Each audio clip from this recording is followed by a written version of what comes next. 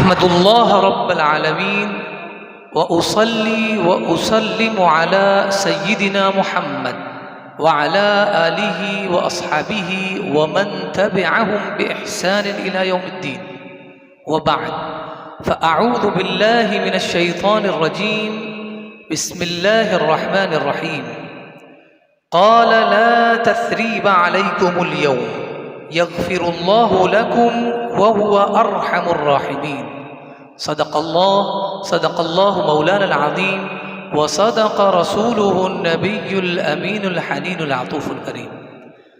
آئیے درود مبارکہ پڑھ لیتے ہیں۔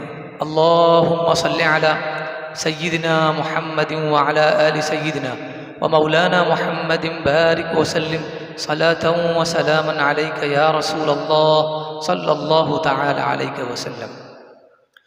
اللہ تبارک و تعالی ارشاد فرماتا ہے قال لا تثریب علیکم اليوم۔ یہ جملہ حضرت یوسف علیہ السلام کا ہے جو قرآن مجید میں درج ہو گیا۔ حضرت یوسف علیہ السلام، آپ کے بھائیوں نے آپ پر بہت زیادتی کی، اور زیادتی کی حد اس وقت پار ہو گئی جب بھائیوں نے چاہا کہ وہ اپنے بھائی یوسف کو قتل کر دیں۔ قتل کرنے کے درپے ہو گئے، اور قتل کرنے کے ساتھ ساتھ اپنے بھائی یوسف کو بیچ بھی دیا۔ تو یہ دو بہت بڑے ظلم اور زیادتی تھی بھائیوں کے لیے کہ یہ اپنے بھائی کے ساتھ کرتے۔ بہت بڑی زیادتی تھی کہ کوئی بھائی اپنے بھائی کو ہلاک کرنے کی سوچے اور اسے ہلاک بھی کر دے، اور دوسری یہ چیز کہ وہ اس کو بیچ دے۔ آپ نے ہلاک کرنا چاہا تو ایک بھائی نے سولوشن دیا کہ ہلاک نہیں کریں، اس سے بہتر ہے کہ انہیں کنویں میں ڈال دیا جائے تو وہ خود ہلاک ہو جائیں گے۔ تو کم سے کم ہم اپنے ہاتھ سے ہلاک کرنے والے نہیں ہوں گے، لیکن آپ کی نیت دیکھی جاتی ہے، چاہے آپ کریں یا کسی اور سے کروائیں۔ اور اس کے بعد آپ کو وہاں تو ڈال دیا گیا، لیکن قافلے والے وہاں سے جب گزرے ہیں تو انجانے میں ان کی ڈول میں حضرت یوسف علیہ السلام آ گئے۔ تو یہ بھاگے ہوئے آئے اور کہے کہ یہ ہمارا ہی غلام ہے جو بھاگ گیا تھا، اور ہم اسے اب بیچنا چاہتے ہیں۔ اور بیچنا مقصود نہیں تھا، یعنی اس سے پیسہ کمانا مقصود نہیں تھا، بلکہ تذلیل مقصود تھی، کیونکہ قرآن مجید میں آیا کہ بہت تھوڑے درہم پر بہت ہی کم داموں میں بیچ دیا۔ تو پیسہ مقصود نہیں تھا، بس یہ تھا کہ یہاں سے دور چلا جائے، ہمارے والد کی نظروں سے یہ دور ہو جائے، تاکہ ہم منظور نظر ہو جائے اپنے والد کے۔ اب یہ معاملہ جو ہوا دو، کہ قتل کی سازش کی اور قتل کرنے کے درپے ہوئے، اور دوسرا یہ کہ بیچ دیا۔ لیکن پھر اللہ تبارک و تعالیٰ نے دن ایسے پھیرے کہ حضرت یوسف علیہ السلام عزیز مصر بن گئے، اس کے بعد بادشاہ مصر بن گئے، اور پھر ضرورتوں نے حضرت یوسف علیہ السلام کے بھائیوں کو دربار یوسف میں آنے پر مجبور کر دیا، ضرورتوں نے۔ اور جب وہ آئے دربار میں، اور کچھ دنوں کے بعد جب معاملہ کھلا کہ یہ جو بادشاہ ہے یہ کوئی اور نہیں بلکہ ہمارا بھائی اور مظلوم بھائی یوسف ہے، تو بہت حیرت زدہ ہوئے، اور اس کے بعد معذرت کرنے لگے۔ یہ میں نے جو دو ظلم بتائے، صرف دو ہی ظلم نہیں، اور بھی بہت کچھ کیا ان لوگوں نے، خود ان کے والد پر ظلم کیا۔ تو یہ کرنے کے باوجود جب انہوں نے معذرت کی، تب حضرت یوسف علیہ السلام نے ارشاد فرمایا قال لا تثریب علیکم اليوم یغفر اللہ لکم۔ آج تم پر کوئی ملامت نہیں ہے، جتنا رجسٹر جمع تھا ان کے گناہوں کا سب بند کر دیا، کہا کہ آج تمہارے لیے عام معافی ہے، لا تثریب علیکم اليوم، کوئی ملامت نہیں ہے آج تمہارے لیے، اللہ تمہاری مغفرت فرمائے۔ اور دعا بھی کی، وَهُوَ أَرْحَمُ الرَّاحِمِينَ، اور اللہ ہی کی ذات ہے جو سب سے زیادہ رحم کرنے والی ہے۔ پتہ یہ چلا کہ جو شریف ہوتا ہے، شریف، اس کے ساتھ کتنی بھی زیادتی کی جائے وہ اپنی شرافت کی چادر اپنے بدن سے نہیں ہٹاتا۔ اور جب کوئی غیر شریف انسان جب شریف بننے کی کوشش کرتا ہے اور سوچتا ہے کہ میں معذرت کر لوں اس شخص سے جس کے اوپر میں نے زیادتی کی تھی، اور جب وہ آتا ہے معذرت کرنے کے لیے تو شریف انسان ہی اسے معاف کر سکتا ہے۔ تو یہ شرفا کی علامت ہے کہ جب ان کے ساتھ زیادتی ہو تو اس کا جواب نہیں دیتے، اور جب معذرت چاہے تو اس کو معاف بھی کر دیتے ہیں۔ سید المرسلین صلی اللہ علیہ وآلہ وصحبہ وسلم، آپ کا بھی بالکل ایسا ہی قصہ ہے۔ جب تک تھے مکہ میں، کفار قریش نے بہت پریشان کیا۔ جب ابو لہب کو پتہ چلا کہ یہ معاملات ہے تو ابو لہب کے دونوں لڑکوں کے نکاح میں نبی پاک صلی اللہ علیہ وسلم کی 2 شہزادیاں تھیں، فوراً طلاق دلوا دیا۔ یہ کمینوں کی صفت ہوتی ہے کہ فوراً بدلہ لیتے ہیں، لیکن حضور نے کچھ نہیں کہا۔ بہت ظلم ہوا، بہت ظلم ہوا، یہاں تک کہ اپنے ہی شہر سے نکالے گئے۔ لیکن ایک دن فاتح بن کر جب مکہ میں داخل ہوئے ہیں تو لوگوں نے کہا کہ آپ کیا کرنے والے؟ خود حضور نے فرمایا آپ لوگوں کو کیا لگتا ہے کہ میں کیا کرنے والا ہوں آپ لوگوں کے ساتھ؟ آپ نے میرے بچوں کے ساتھ کیا کیا؟ آپ نے ہم لوگوں کا گھر لوٹ لیا، آپ نے ہمیں اپنے گھر سے گھر بدر کر دیا، کیا لگتا ہے میں کیا کرنے والا ہوں آپ لوگوں کے ساتھ؟ پورا مکہ ایک ساتھ کہتا تھا، کفار مکہ، اخن کریم و ابن اخن کریم، شریف ہے اور شریف بھائی کا بیٹا ہے، اور شریف شرافت کے علاوہ کچھ نہیں دکھاتا۔ اور پھر حضور نے وہی کہا تھا اذهبوا وانتم الطلقاء، جاؤ تم لوگ آزاد ہو۔ تو یہ شرافت بہت مشکل سے ملتی ہے۔ شرافت صرف مسکراہٹ کا نام نہیں، شرافت یہ ہے کہ آپ معاف کر دیں، اور جب آپ معاف کریں گے تو جنگ سے آپ اتنا بڑا میدان نہیں مار سکتے جتنا معاف کرنے سے مار سکتے ہیں۔ آپ بہت سارے لوگوں کا دل جیتنا چاہتے ہیں تو ان کے سر پر گن رکھ کے نہیں جیت سکتے، بلکہ اس سے آسان طریقہ ہے انہیں معاف کر دیں۔ آپ دیکھیے وہ تنہائی میں بھی ہوں گے تو آپ کو یاد رکھیں گے۔ ایک بہت ہی عظیم شخص گزرے ہیں، مسعود الحمدانی، تاریخ میں ان کا نام آتا ہے، اور ان کا جب بھی نام آئے گا تو ایک ڈائلاگ بہت فیمس ہے ان کے بارے میں، الماضی لا یذکر، کہ جو گزر گیا ہے اسے یاد نہیں کیا جاتا، جو گزر گیا ہے اسے دوبارہ دہرایا نہیں جاتا۔ ان کے قصے کے ساتھ یہ لوٹ لگا ہی ہوا ہے، تاریخ میں آپ دیکھیں گے۔ ان کا معاملہ یہ تھا کہ کوئی ان کے ساتھ بدماشی کرتا، ان کے ساتھ زیادتی کرتا، اور جب معافی مانگتا تو ایک ہی بات کہتے، الماضی لا یذکر، جو ہو گیا اسے بھول جاؤ۔ بولے مجھے یاد نہیں، تم کیوں یاد کر کے بیٹھے؟ یہ حال تھا۔ جب ان کا انتقال ہوا تو کسی نے انہیں خواب میں دیکھا تو اس نے بتایا کہ میں نے خواب میں جب حمدانی کو دیکھا ہے، مسعود حمدانی کو، تو میں نے پوچھا کہ اللہ نے تمہارے ساتھ کیا کیا؟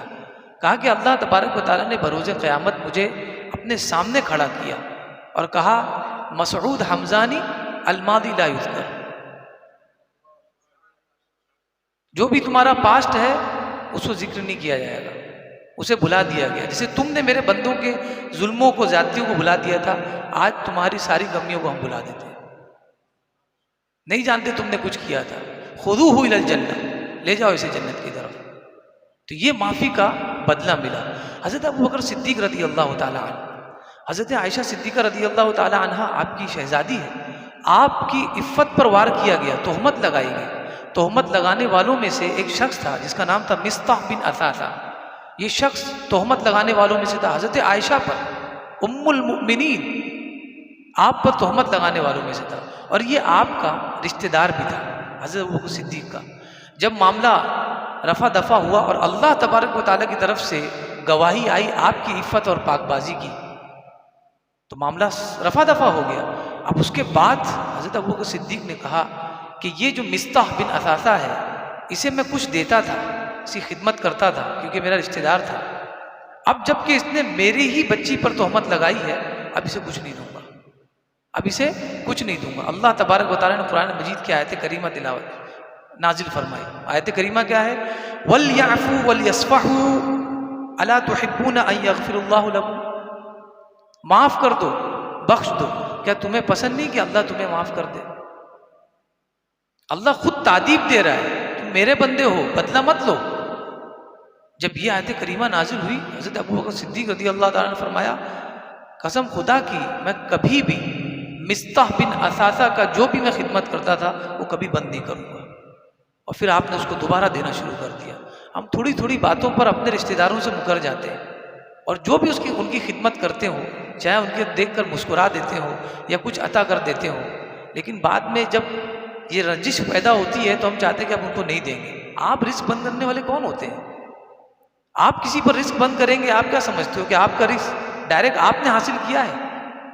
ارحموا من فی الارض یرحمکم من فی السماء، زمین والوں پر رحم کرو، آسمان والا تم پر رحم کرے گا، نبی پاک صلی اللہ علیہ وسلم فرماتے ہیں۔ تو یہ جب انسان معاف کرتا ہے، درگزر کرتا ہے، تو کیا ہوتا ہے، اس کا بدلہ کیا ہوتا ہے؟ بدلہ سنیے، اللہ تبارک و تعالیٰ ارشاد فرماتا ہے وَجَزَاءُ سَيِّئَةٍ سَيِّئَةٌ، یقیناً آپ کے ساتھ کسی نے زیادتی کی ہوگی اور آپ اس زیادتی کو بھلا نہیں پا رہے ہیں، اس سے بڑی زیادتی کیا ہے کہ آپ کے بچیوں کو اس کے لڑکے نے طلاق دے دیا، نبی پاک صلی اللہ علیہ وسلم کے ساتھ آپ حادثہ ہوا، اس کے باوجود آپ نے بدلہ نہیں لیا، آپ کو اپنے گھر سے نکال دیا گیا، اس کے باوجود آپ نے بدلہ نہیں لیا، نمونہ حیات بن کر نبی پاک صلی اللہ علیہ وسلم آئے تھے۔ فرمایا جزاء سیئۃ سیئہ، برائی کا بدلہ تو برائی ہے، اگر کسی نے غلطی کی ہے، آپ کے ساتھ ظلم کیا ہے تو اس کو اس کا وہی بدلہ دیا جائے گا یقیناً۔ جزاء سیئۃ سیئہ مثلھا، برائی کا بدلہ بالکل برائی کی طرح ہے۔ فمن عفا واصلح، لیکن اس کا دوسرا پہلو یہ ہے، لیکن اگر کوئی معاف کر دے اور اصلاح کر لے، اگر کوئی معاف کر دے اور اصلاح کر لے، فاجرہ علی اللہ، تو اس کا بدلہ اللہ کے ذمہ ہے۔ اگر تم بدلہ لینا چاہتے ہو لے لو، لیکن اکثر انتقام لینے والے خود ظالم بن گئے، دیکھ لیں آپ تاریخ اٹھا کے، انہوں نے چاہا کہ اس نے مجھ پر ظلم کیا تھا میں بھی ایسا ہی کروں گا، لیکن اس شخص پر ظلم کرنے کے لیے اسے کئی اور کو بھی ظلم کرنا پڑا، ایسا ہوا ہے آپ دیکھ لیں۔ تو منتقم انسان کبھی اپنا بدلہ برابر نہیں دے پاتا، تھوڑا زیادہ کر ہی دیتا ہے اور پھر بعد میں وہ خود ظالم بن جاتا ہے۔ تو اسی لیے دوسری صورت سب سے اچھی صورت یہ ہے کہ آپ معاف کر دیں، کیوں؟ کیونکہ اللہ نے فرمایا اگر معاف کر دیا تو پھر اس کا اجر میں دوں گا، تو اللہ اجر دینے والا، انہ لا یحب الظالمین، اور اللہ ظلم کرنے والوں کو پسند نہیں فرماتا، کیونکہ وہ ظلم کرنے والا ہو جائے گا اگر زیادتی کر دے گا تو بہتر یہ ہے کہ معاف کر دیں۔